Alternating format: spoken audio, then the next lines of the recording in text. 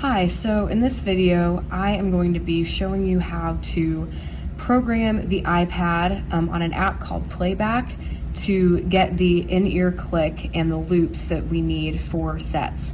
So if you've been around the worship ministry at all, you've heard of Janet. She goes chorus 2, 3, 4. That's her. And so basically, this app called Playback on this iPad is how we get to hear that in our ears. And also we can give the loops that we program in here to the audio technicians and the soundboard, and they can play some of those in the house as well to compensate for instruments that may be missing or anything like that.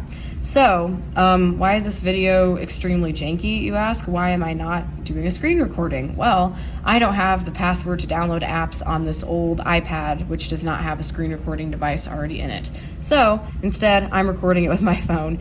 It's gonna be janky, bear with me.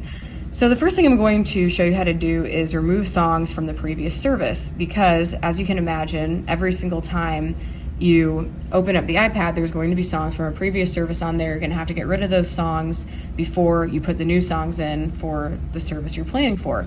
So as you can see, I have some songs from the quote-unquote previous service, and we're going to remove them. So you see in this corner, it says done. I'm going to hit it. Now it says edit. So the done was done editing. I was in edit mode. But anyway, so now I'm going to hit that edit button, and this is how I remove the songs. It's pretty rudimentary. All you do is just hit the big minus, delete, and there you go. You probably do not want to delete sound check. I've done it before, kind of freaked me out. It's very easy to get back, but you're going to use it every time, so you might as well not delete it.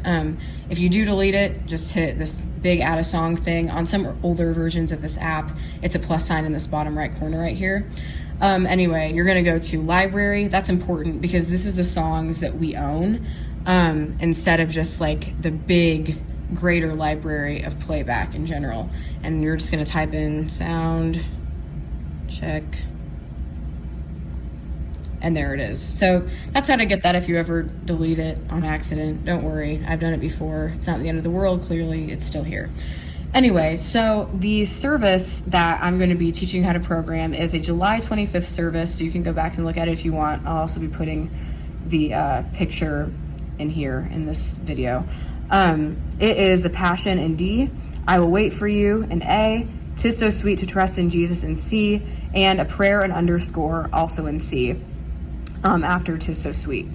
So if you're in the student band, you don't really need to worry about how to program a prayer and underscore. It's not very hard, and so maybe still watch it, but you definitely don't really need to know how to do it because it's not as drawn out as in the worship center. So if you're freaking out being like, prayer and underscore, I don't know how to do that, then just don't. It's okay. But if you are in the big worship center, then you probably do need to know this if you're a planner and you want the band to stay on track, which I would assume you probably do. So anyway, first, I'm still in edit mode, and we're going to add the Passion in the key of D. So I'm going to hit add a song, I'm going to go to library, I'm going to go to songs. This will be the version of the song we own.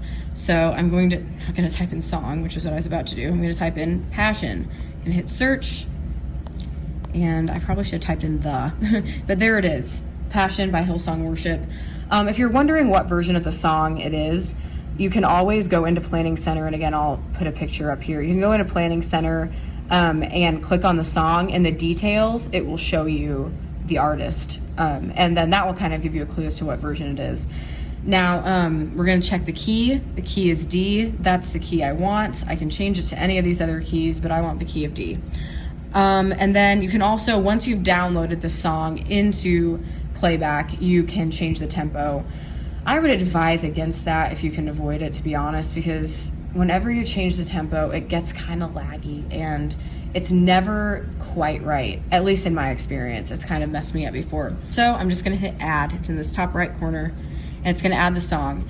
Now you can see the green bar right there. That is going to load it into Playback, and all will be well. It might take a little bit of time because I'm not connected to very good Wi-Fi at the moment, but that's okay because we have other songs to add, so that's good. So I'm going to add a song again.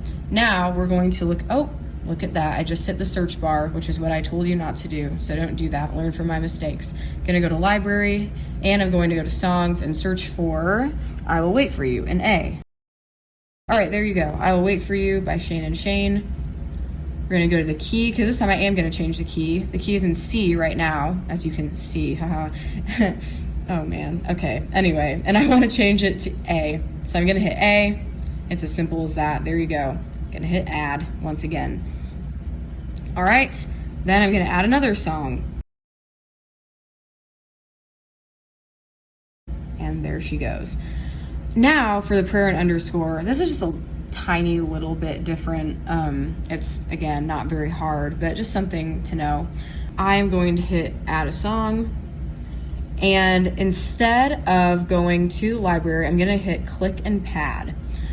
So basically, this is just going to give me a click and some sort of ambient noise while I'm doing it. So in order to find out a good pad that works as an underscore for I Will Wait For You, or excuse me, 'Tis So Sweet to Trust in Jesus, that's what I want the prayer and underscore over. I'm going to go to Planning Center, and again, I'll show you what I'm doing here. And I'm going to look for the song details. Okay, it's under song when you're in Planning Center. Again, I will be showing you, so don't even worry about it. Okay, so this song is 102 BPM and it's in 4/4 time. So it's already in 4/4 time. I can make it 6/8, 6/4, 4/4, or 3/4, which is not a lot of time signatures actually, but I guess almost every song is in either 4/4 or 6/8. Anyway, and then I'm going to go find 102 BPM. That's the tempo. So that will just be the speed of the click, click, click, click, click, click, click. For the key, oh, actually that was right, it's C. So that was already correct because the key is going to be the same key as the song that just came before this. Then I'm gonna hit add. Oh, and by the way, you can do that for any song that we don't own too. So let's say that like Trust in You by Lauren Daigle. We might own that, I don't know, but I'm just gonna hit click and pad again because I don't think we own that song. And I could do a tempo, I believe that's in 4/4 time. I could look online and find out what tempo it is, like how many BPM, and I could look up the time signature, and I don't know, let's just imagine for fun that it's in the key of F. And so anyway, then you just add it and there you go. Then you just kind of have to make sure that the band is familiar with how the song goes because Janet won't be there to say like chorus 2, 3, 4. It will just be the click and some sort of ambient noise in the key of F. But that's how you would do that if for some reason there was a song that we don't own that you wanted to do. I would recommend against doing that a ton, but I've done it, and not if you have an inexperienced band. So students, if you have a band that's a bunch of relatively new or young musicians, I would not ever do this. But if you have some more experienced student worship leaders and band members, or if we're on the quote unquote big stage in the worship center, you should be good to go with this, just as long as everybody's familiar with the songs. But anyway, you can see that a lot of these songs are loaded. Passion is for some reason taking a while, and I think again it's because I don't have very good service right now. So we're just gonna wait for this to load. All right, there we go. Now I'm going to show you, we're gonna go out of edit mode, so I'm gonna hit done, because I'm going to show you how to kind of control what's coming through in our ears.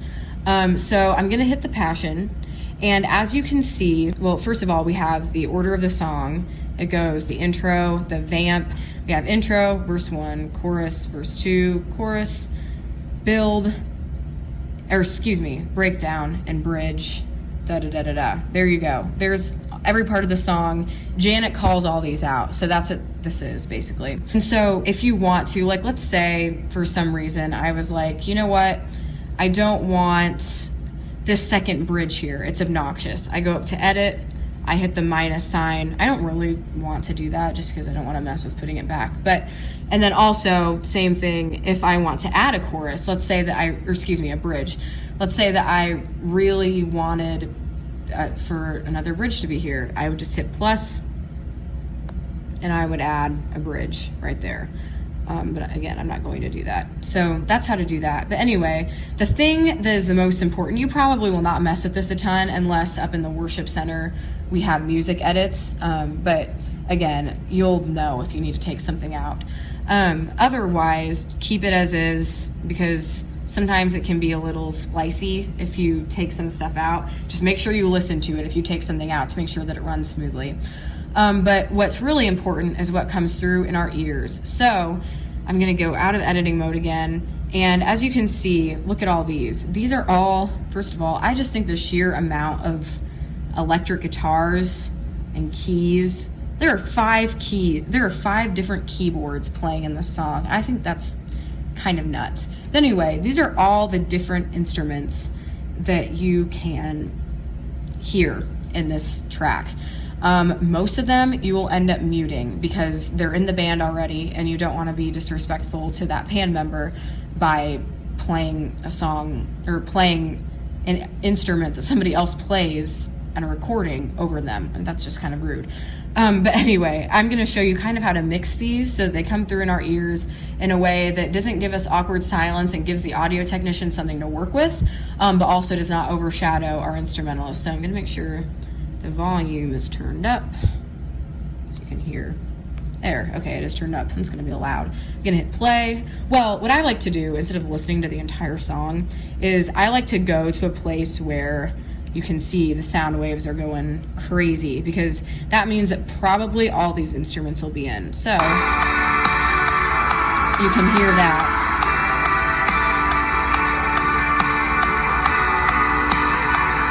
So that's what that sounds like. Oh, okay. Anyway, stop. That is so weird. We're just gonna turn the master volume down. That's never happened before, so that's fun. But anyway, so I am going to go through and look at all the instruments that I'm pretty sure will be in the band. One is drums. I'm going to mute this. Literally how you do it, you just tap it and it goes gray like this. I'm also going to get rid of percussion, because kind of the same thing, sort of. I hope I haven't offended any drum players by saying that. Loop I always like to have, because again, it's just kind of like ambient noise that is good to make everything sound a little bit more rich. And it's great for an acoustic night too. It just kind of adds an extra dimension to that. Special effects, you probably want, I'm going to take this down just a little bit because sometimes it can be obnoxious. And I'll kind of play this for you so you can hear me get rid of things. What on earth? Oh, the master volume's all the way up. Let's see, gonna get rid of the acoustic guitar, gonna get rid of the electric guitars, gonna get rid of the piano, tag, because we have a pianist as well. Now I'm gonna pause this and I'm gonna go back to the beginning. And as you can see here, there's a lot of different keys parts, and I don't quite know what they all sound like. So if I want to hear a specific keys part and see if I need it or not, you hit the S button. That solos them so that you can just hear that. I don't think we need that. That might be fun to have just a little bit of, because I don't think anybody will be doing that. Gonna play it again. Oh, do you hear that? You typically want to get rid of these background vocals. They're kind of obnoxious. I like to have the choir in there, just because it kind of, again, gives the effect of a lot of people singing. If you're in the student band, you definitely want the choir in there, because it will trick the middle schoolers into thinking that everybody's singing, and then they'll sing. But just turn it down a little bit. You guys are really hearing the tricks of the trade here. Let's see. I'm going to go back and play this section again. And what does this key sound like? Oop. That we probably don't need. Anything that's just playing chords like that, like da na na na, like that, you probably need to take out, because the keys player will be doing that. What is this? I don't think we need that either. And I'm not hearing these keys, so we probably don't need that either. This is so silly how the ambient pad keeps on going. I don't really know what the deal with that is. So anyway, have these keys up. We have, oh, we don't want bass. Probably don't want this bass either. So we have loop up all the way, special effects kind of up, Everything else here is muted because we either don't need it or it's in the band already. And then the keys are also these keys that do the da-na-na-na-na-na-na-na. That's, oh geez, I'm so sorry. That's kind of cool, and I think it adds to the song a little bit. Taking these down quite a bit. All the other keys we don't need because they're just playing chords, which is what our keys player will be doing. The clock kind of sounds a little strange. It's like a ding ding. I think the drums can function to do that. Alto and soprano was getting very obnoxious. Maybe put that in there if you're the only one singing, but if not, it could clash with a different harmony, so I wouldn't put it in there. And then the choir, again, it's just nice to kind of give it a little bit of a fuller effect. So anyway, here's what this sounds like. 1, 2, vamp, 2, 3, 4. So this is kind of what it sounds like. Now that I don't have the master volume turned down.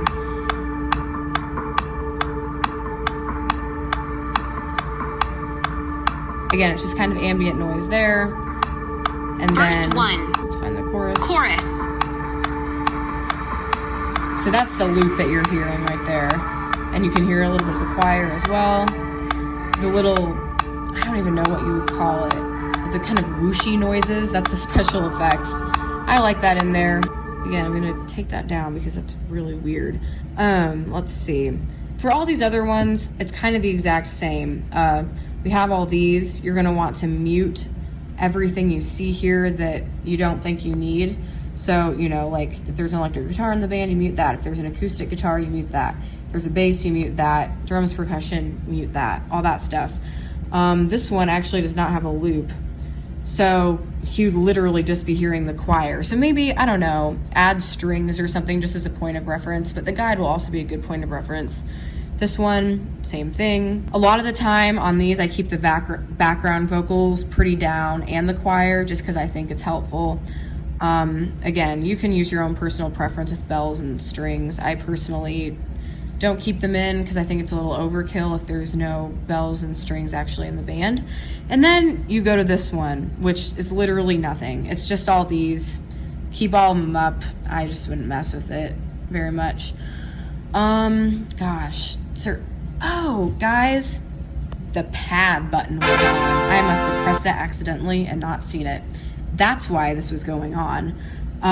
This is the button you press for this. You don't want to press it for any of these other ones, but the pad button was on, and that was silly of me. Anyway, so I'm kind of learning this along with you guys. What else do you need to know? Oh yes, okay, there's one other thing, and it has to do with these little arrows that you can see interspersed throughout.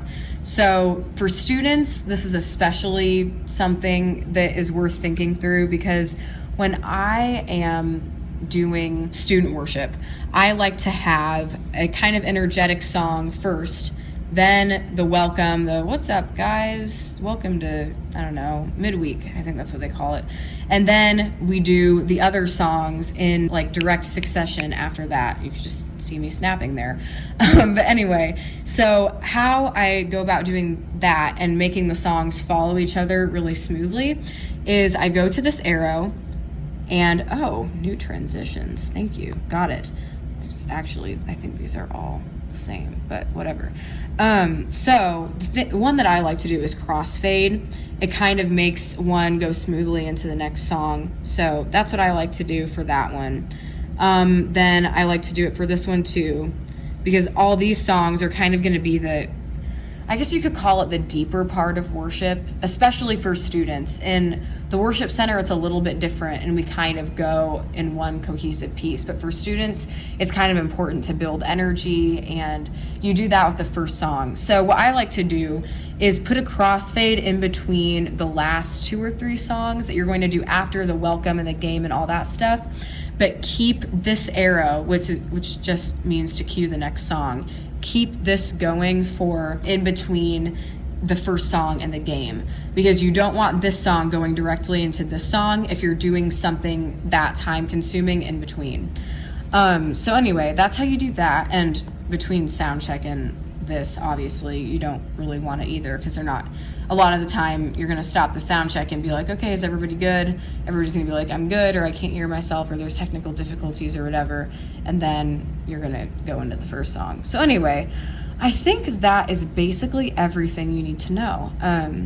Again, don't hesitate to text me if you have any questions. It's kind of confusing sometimes. There's a lot that goes into it, but I think, it's not too bad once you get the hang of it. And I know this video, again, was a little bit jumbled. I know that, I'm sure that my camera was all over the place. I was kind of dividing my attention between the camera and the iPad, but I hope this was helpful, and happy playbacking and listening to Janet. Huzzah. All right. Thanks for watching.